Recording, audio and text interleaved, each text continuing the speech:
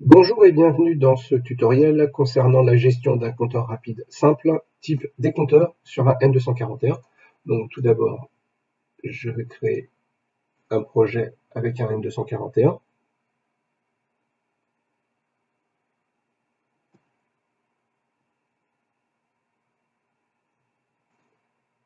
Voilà, c'est E24T, c'est tout simplement le contrôleur que j'ai. Je vais laisser le titre par défaut. En fait, je mettrai un lien vers un projet qui va contenir un ensemble d'exemples pour tous les types de compteurs, puisqu'il va y avoir une succession de 10 tutoriels sur les différents compteurs possibles. Et bien sûr, je mettrai le lien dans la description, ainsi que les liens vers les différents, comme d'habitude, les différentes aides en ligne. Voilà.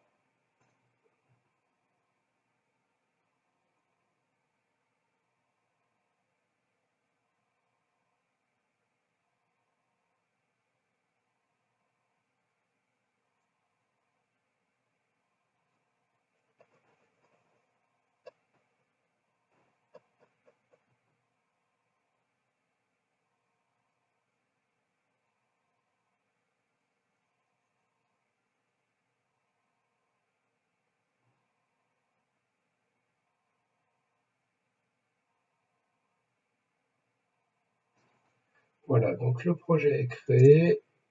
Je vais immédiatement modifier les paramètres Ethernet pour pouvoir me reconnecter sur le contrôleur.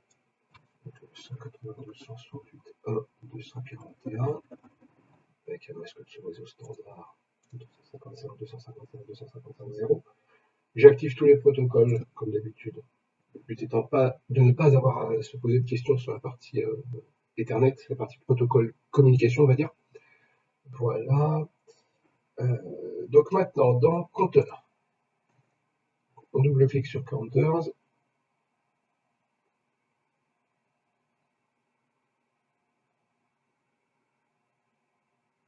Voilà, donc la partie comptage s'ouvre.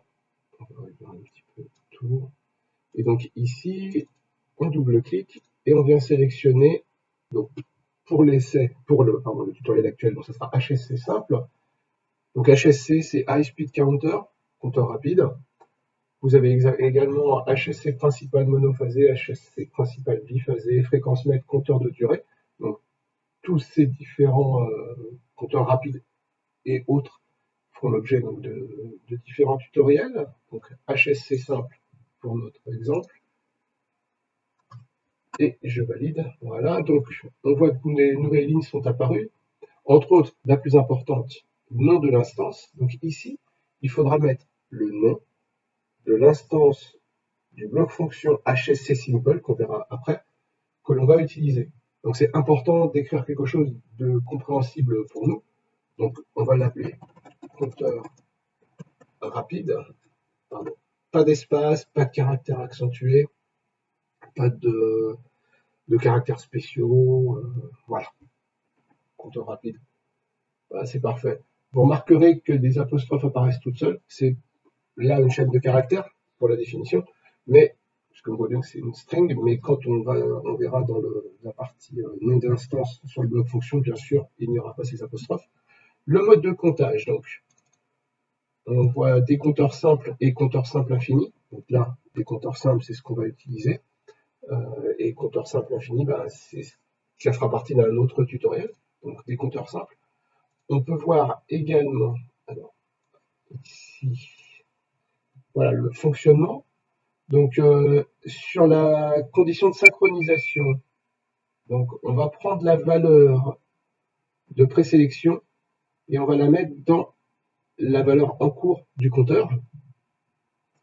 Et à la condition enable, à partir de ce moment-là, à chaque impulsion sur l'entrée, on décomptera jusqu'à arriver à 0. Et à 0, on aura une information comme quoi le bloc fonction est arrêté.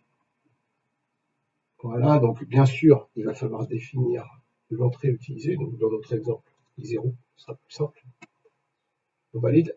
Il y a également un filtre anti-rebond, donc qui va de base, pardon, qui est de 2 microsecondes, mais qui va de 0 à 5 millisecondes pour aller de 100 Hz pour 5 millisecondes à 200 kHz pour un filtre nul. Voilà. Et donc la valeur de présélection, qui est par défaut de puissance 31-1, mais peu importe, un peu plus de 2 milliards, peu importe, on verra que la partie programmation permet de la modifier. Donc je la laisse par défaut.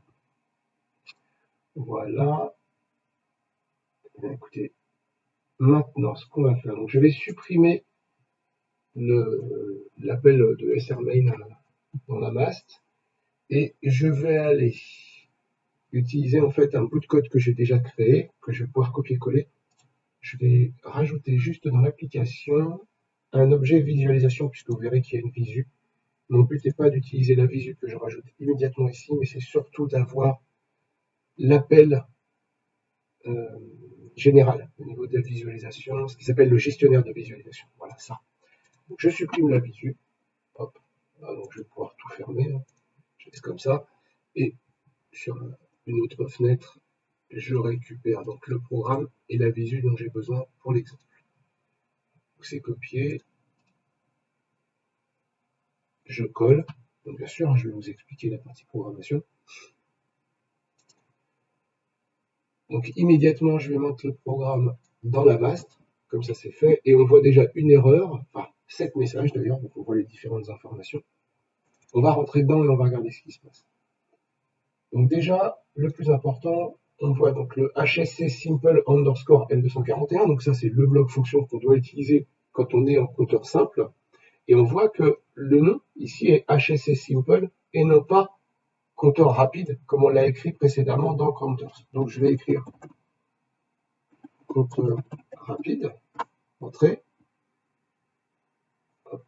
on passe comme ça, voilà, donc l'erreur a disparu, on voit que toutes les erreurs ont disparu, les 7 messages en fait étaient consécutifs, c'était lié tout simplement aux 2 entrées et aux 5 sorties.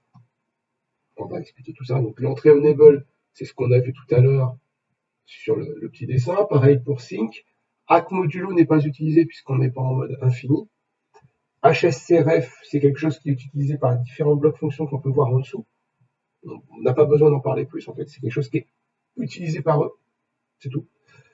HSC error, donc c'est juste pour nous informer qu'il y a une erreur au niveau du bloc fonction. Validity, c'est pour nous informer que le bloc est valide, que les entrées et que les sorties sont valides, qu'elles sont fonctionnelles.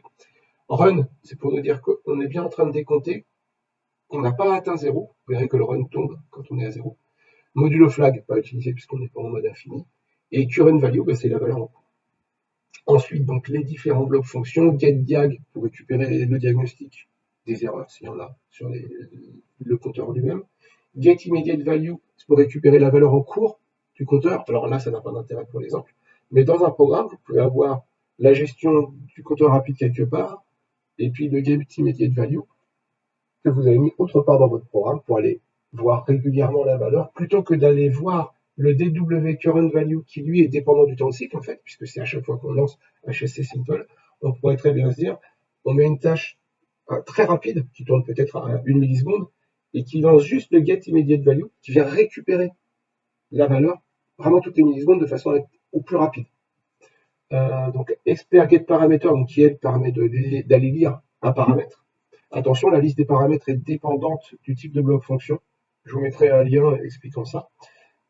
Et puis expert set parameter, tout simplement pour aller écrire un paramètre, ce qui va nous servir tout de suite pour aller changer la valeur de présélection.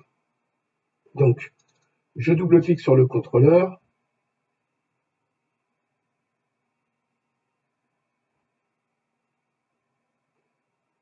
Je sélectionne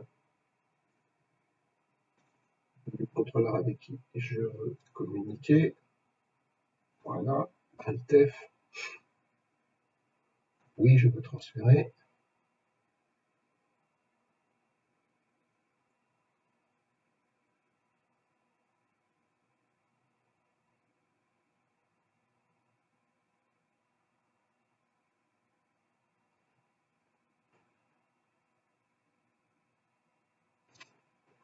L'application existe déjà, oui.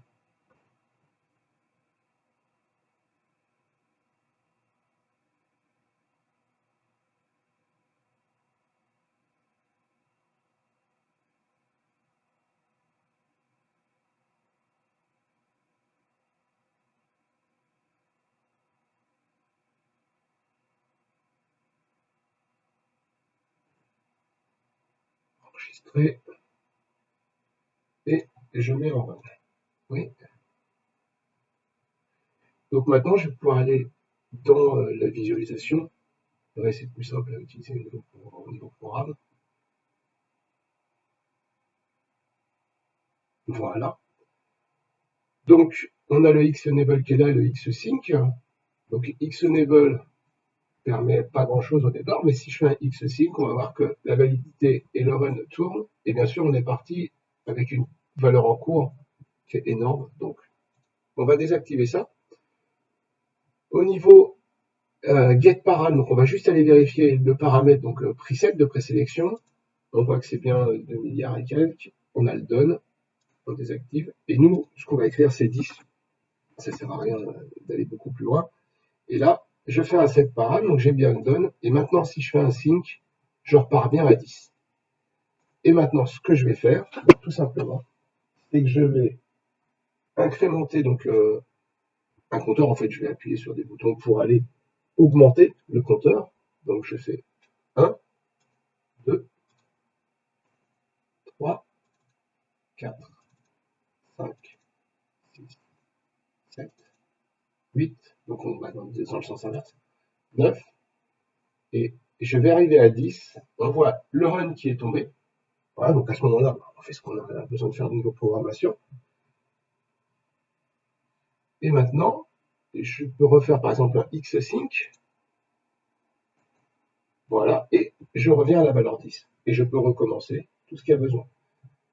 Voilà. Si je veux relire par exemple la valeur en cours du compteur, donc je peux faire un get immediate value et je vais bien 10. Ok, pourquoi pas. Voilà. Bah, écoutez, ce tutoriel est maintenant terminé et je vous propose de pouvoir regarder les suivants.